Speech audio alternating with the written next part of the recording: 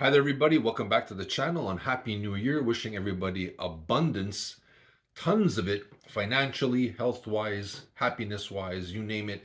I hope everybody has a phenomenal 2026.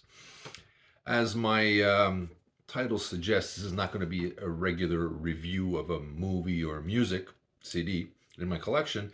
This is actually something I have been thinking about, and I saw this great podcast that kind of spearheaded me to actually film this episode. And it's from Now Spinning Magazine, and the title was Do You Own a Music Collection or a Library?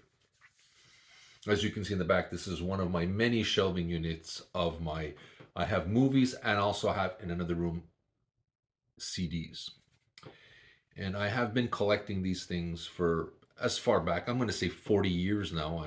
I'm part of the Jurassic World era, and I believed and I've always enjoyed the physical media aspect. It's always given me a form of identity for me.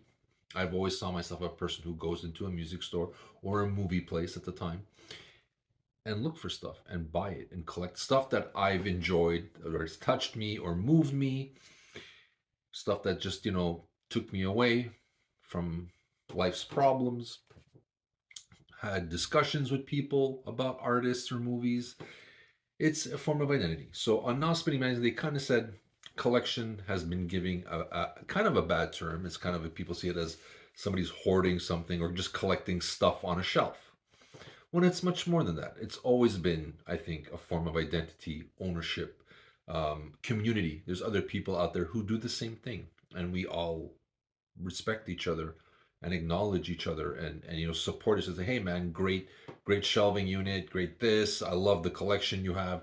I From what I've seen online, it's usually, I'm going to say 99.999% of it is very positive and people support each other, which is phenomenal. But there are instances. I'm assuming I'm not the only person that's ever had a collection or as they like to call it, I am the curator of my own cultural library. And I like that term. Has weight and gravitas to it. I thoroughly enjoyed that from Now Spinning Magazine. So thank you. I was thinking about how to bring this up, and they showed it, and I thoroughly enjoyed it. So I'm here today to say, like, I've had in the past, partners who kind of questioned this and say, it takes up space, costs money, the environment, and I'm wholeheartedly believe in you. And I believe that they have the right to have these concerns, and that's fine.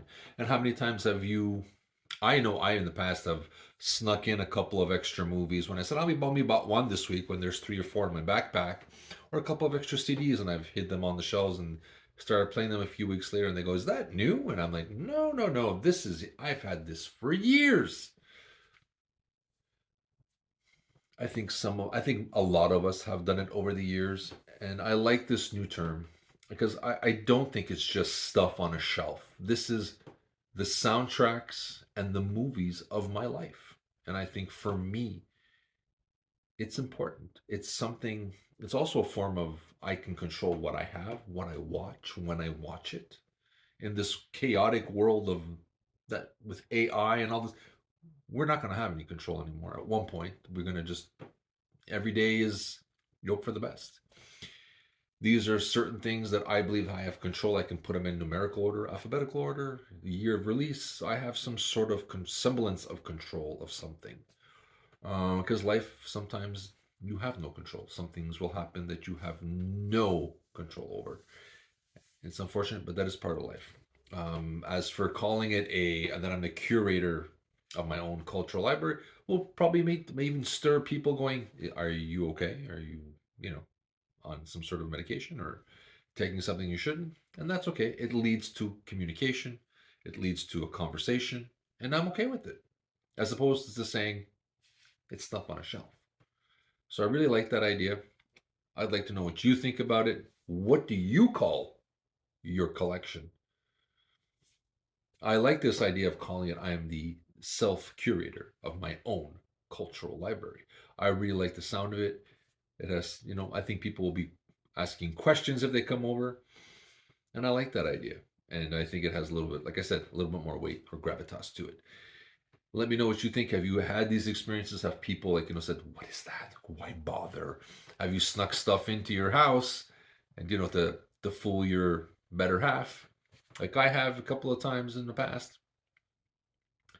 Love to hear your thoughts on this. And what would you like to call it? You have any ideas? What do you call your cultural library? What would you name it? I'd love to hear your thoughts on this. Share them with me down below. I'd love to hear from you. And I'll do my best to get back to you. And if you can, hit that like button and subscribe to the channel. It'd mean the world to me. So this is Steven with this kind of deep thoughts of, do you own a movie collection, or do you own a library? And I'll be seeing you soon, guys.